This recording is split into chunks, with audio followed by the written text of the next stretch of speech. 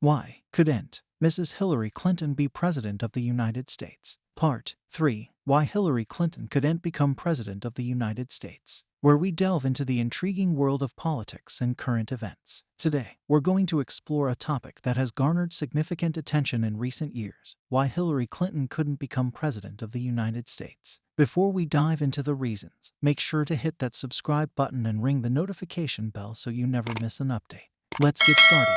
When New York's long-serving U.S. Senator Daniel Patrick Moynihan announced his retirement in November 1998, several prominent Democratic figures, including Representative Charles Rangel of New York, urged Clinton to run for his open seat in the Senate election of 2000. Once she decided to run, the Clintons purchased a home in Chappaqua, New York, north of New York City, in September 1999. She became the first wife of the President of the United States to be a candidate for elected office. Initially, Clinton expected to face Rudy Giuliani, the mayor of New York City, as her Republican opponent in the election. Giuliani withdrew from the race in May 2000 after being diagnosed with prostate cancer, and matters related to his failing marriage became public. Clinton then faced Rick Lazio, a Republican member of the U.S. House of Representatives who represented New York's 2nd Congressional District. Throughout the campaign, opponents accused Clinton of carpetbagging because she had never resided in New York State or participated in the state's politics before the 2000 Senate race. Bill de Blasio was Clinton's campaign manager. She began her drive to the U.S. Senate by visiting all 62 counties in the state in a listening tour of small group settings. She devoted considerable time in traditionally Republican upstate New York regions. Clinton vowed to improve the economic situation in those areas, promising to deliver 200,000 jobs to the state over her term. Her plan included tax credits to reward job creation and encourage business investment, especially in the high-tech sector. She called for personal tax cuts for college tuition and long-term care. The contest drew national attention. During a September debate, Lazio blundered when he seemed to invade Clinton's personal space by trying to get her to sign a fundraising agreement. Their campaigns, along with Giuliani's initial effort, spent a record combined $90 million. Clinton won the election on November 7, 2000, with 55% of the vote to Lazio's 43%. She was sworn in as U.S. Senator on January 3, 2001, and as George W. Bush was still 17 days away from being inaugurated as president after winning the 2000 presidential election. That meant from January 3, 20, she simultaneously held the titles of First Lady and Senator, a first in U.S. history. Because Bill Clinton's term as president did not end until 17 days after she was sworn in, upon entering the Senate, Clinton became the first and so far only First Lady to serve as a senator and First Lady concurrently. Clinton maintained a low public profile and built relationships with senators from both parties when she started her term. She forged alliances with religiously inclined senators by becoming a regular participant in the Senate prayer breakfast. She sat on 5 Senate committees: Committee on Budget, Committee on Armed Services, Committee on Environment and Public Works, Committee on Health, Education, Labor and Pensions, and Special Committee on Aging. She was also a member of the Commission on Security and Cooperation in Europe. Following the September 11 terrorist attacks, Clinton sought to obtain funding for the recovery efforts in New York City and security improvements in her state. Working with New York's senior senator, Chuck Schumer, she was instrumental in securing $21 billion in funding for the World Trade Center site's redevelopment. She subsequently took a leading role in investigating the health issues faced by 9/11 first responders. Clinton voted for the USA Patriot Act in October 2001. In 2005, when the act was up for renewal, she expressed concerns with the USA Patriot Act Reauthorization Conference report regarding civil liberties. In March 2006, she voted in favor of the USA Patriot Improvement and Reauthorization Act of 2005 that had gained large majority support. Clinton strongly supported the 2001 U.S. military action in Afghanistan, saying it was a chance to combat terrorism while improving the lives of Afghan women who suffered under the Taliban government. Clinton voted in favor of the October 2002 Iraq War resolution, which authorized President George W. Bush to use military force against Iraq. After the Iraq War began, Clinton made trips to Iraq and Afghanistan to visit American troops stationed there. On a visit to Iraq in February 2005, Clinton noted that the insurgency had failed to disrupt the democratic elections held earlier, and that parts of the country were functioning well. Observing that war deployments were draining regular and reserve forces, She co-introduced legislation to increase the size of the regular U.S. Army by 80,000 soldiers to ease the strain. In late 2005, Clinton said that while immediate withdrawal from Iraq would be a mistake, Bush's pledge to stay until the job is done was also misguided, as it gave Iraqis an open-ended invitation not to take care of themselves. Her stance caused frustration among those in the Democratic Party who favored quick withdrawal. Clinton supported retaining and improving health benefits for reservists, and lobbied against the closure of several military bases, especially those in New York. She used her position on the Armed Services Committee to forge close relationships with a number of high-ranking military officers. By 2014 and 2015, Clinton had fully reversed herself on the Iraq War resolution, saying she got it wrong and the vote in support had been a mistake. Clinton voted against President Bush's two major tax cut packages, the Economic Growth and Tax Relief Reconciliation Act of 2001 and the Jobs and Growth Tax Relief Reconciliation Act of 2003. Simon & Schuster released Living History. The book set a first-week sales record for a nonfiction work, went on to sell more than 1 million copies in the first month following publication, and was translated into 12 foreign languages. Clinton's audio recording of the book earned her a nomination for the Grammy Award for Best Spoken Word Album. Clinton voted against the 2005 confirmation of John Roberts as Chief Justice of the United States and the 2006 confirmation of Samuel Alito to the U.S. Supreme Court, filibustering the latter. In 2005, Clinton called for the Federal Trade Commission to investigate how hidden sex scenes showed up in the controversial video game Grand Theft Auto: San Andreas. Along with Senators Joe Lieberman and Evan Bayh, she introduced the Family Entertainment Protection Act, intended to protect children from inappropriate content found in video games. In 2004 and 2006, Clinton voted against the federal marriage amendment that sought to prohibit same-sex marriage, looking to establish a progressive infrastructure to rival that of American conservatism. Clinton played a formative role in conversations that led to the 2003 founding of former Clinton administration Chief of Staff John Podesta's Center for American Progress, Shared Aids with Citizens for Responsibility and Ethics, in Washington. Founded in 2003 and advised the Clintons' former antagonist David Brock's Media Matters for America, created in 2004. Following the 2004 Senate elections, she successfully pushed new Democratic Senate leader Harry Reid to create a Senate war room to handle daily political messaging. In November 2004, Clinton announced she would seek a second Senate term. She easily won the Democratic nomination over opposition from anti-war activist Jonathan Tasini. The early frontrunner for the Republican nomination, Westchester County District Attorney Jeanine Pirro, withdrew from the contest after several months of poor campaign performance. Clinton's eventual opponent in the general election was Republican candidate John Spencer, a former mayor of Yonkers. Clinton won the election on November 7, 2006, with 67% of the vote to Spencer's 31%, carrying all but 4 of New York's 62 counties.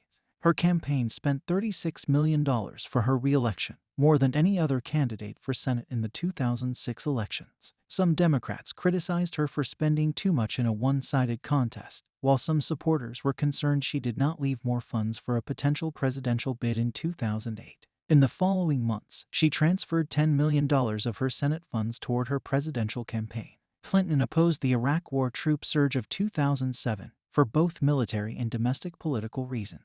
In March of that year, she voted in favor of a war spending bill that required President Bush to begin withdrawing troops from Iraq by a deadline. It passed almost completely along party lines but was subsequently vetoed by Bush. In May, a compromise war funding bill that removed withdrawal deadlines but tied funding to progress benchmarks for the Iraqi government passed the Senate by a vote of 80-14 and would be signed by Bush. Clinton was one of those who voted against it. She responded to General David Petraeus's September 2007 report to Congress on the situation in Iraq by saying, "I think that the reports that you provide to us really require a willing suspension of disbelief." In March 2007, in response to the dismissal of U.S. attorneys' controversy, Clinton called on Attorney General Alberto Gonzales to resign.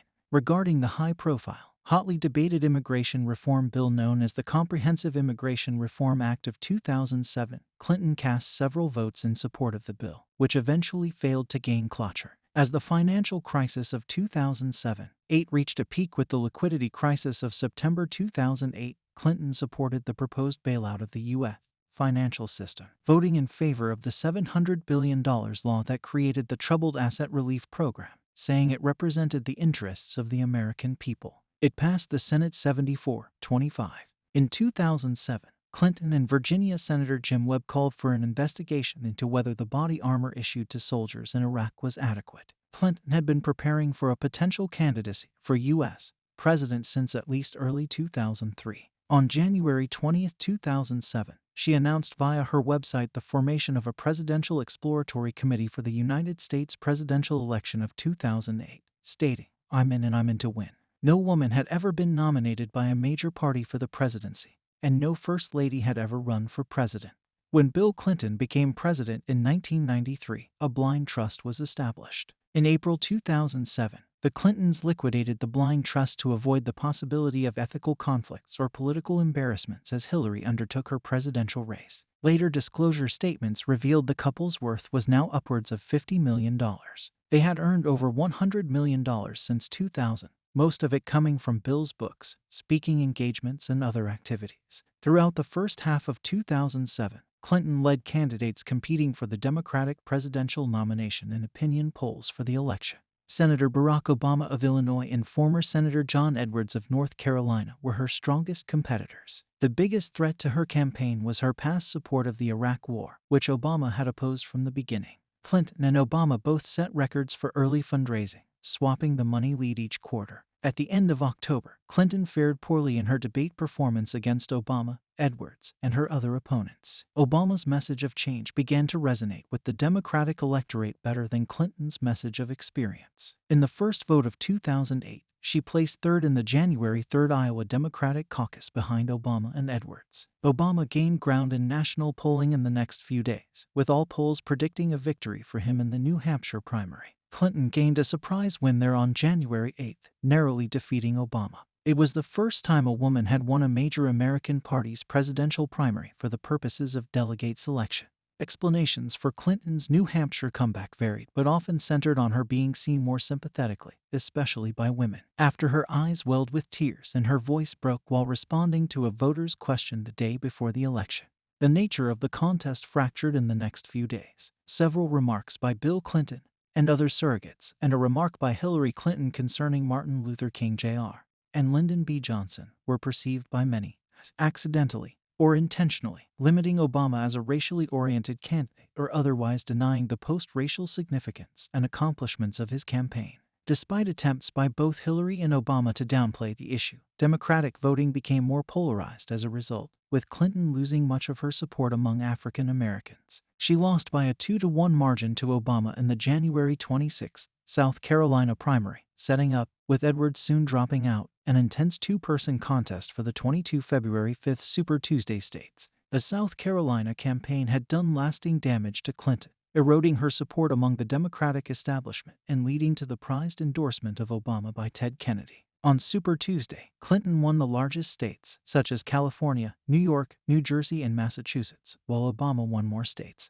They almost evenly split the total popular vote. But Obama was gaining more pledged delegates for his share of the popular vote due to better exploitation of the Democratic proportional allocation rules. The Clinton campaign had counted on winning the nomination by Super Tuesday and was unprepared financially and logistically for a prolonged effort, lagging in internet fundraising as Clinton began loaning money to her campaign. There was continuous turmoil within the campaign staff, and she made several top-level personnel changes. Obama won the next 11 February contests across the country, often by large margins, and took a significant pledged delegate lead over Clinton. On March 4th, Clinton broke the string of losses by winning in Ohio among other places, where her criticism of NAFTA, a major legacy of her husband's presidency, helped in a state where the trade agreement was unpopular. Throughout the campaign, Obama dominated caucuses, for which the Clinton campaign largely ignored and failed to prepare. Obama did well in primaries where African Americans or younger, college-educated, or more affluent voters were heavily represented. Clinton did well in primaries where Hispanics or older, non-college educated, or working-class white voters predominated.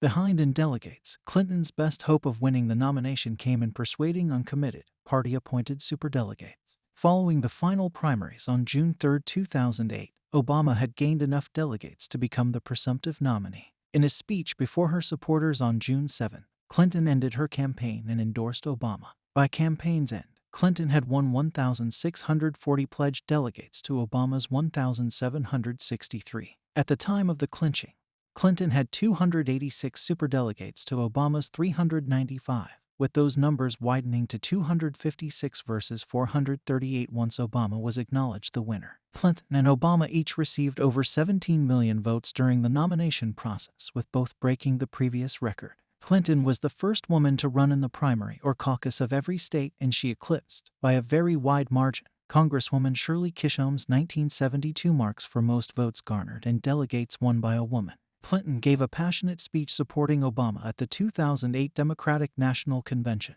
and campaigned frequently for him in fall 2008, which concluded with his victory over McCain in the general election on November 4. After her loss, Clinton and her top advisors carried out a thorough review of internal campaign communications to analyze dysfunctions and mistakes made. In mid-November 2008, President-elect Obama and Clinton discussed the possibility of her serving as Secretary of State in his administration.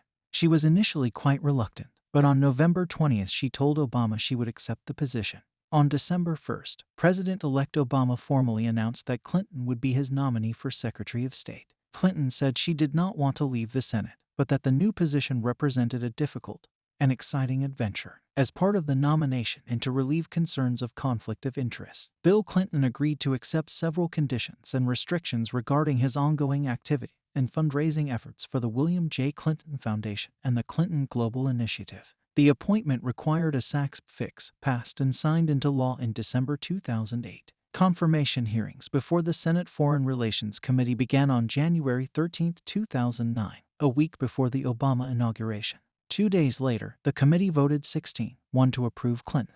By this time, her public approval rating had reached 65%, the highest point since the Lewinsky scandal. On January 21, 2009, Clinton was confirmed in the full Senate by a vote of 94-2. Clinton took the oath of office of Secretary of State, resigning from the Senate later that day. She became the first former First Lady to be a member of the United States Cabinet. That's it for today's video. If you found this analysis informative, please give it a thumbs up and share it with your friends. And don't forget to subscribe for more engaging discussions on politics and current events. Soon, we will publish Part 4. Thank you for watching.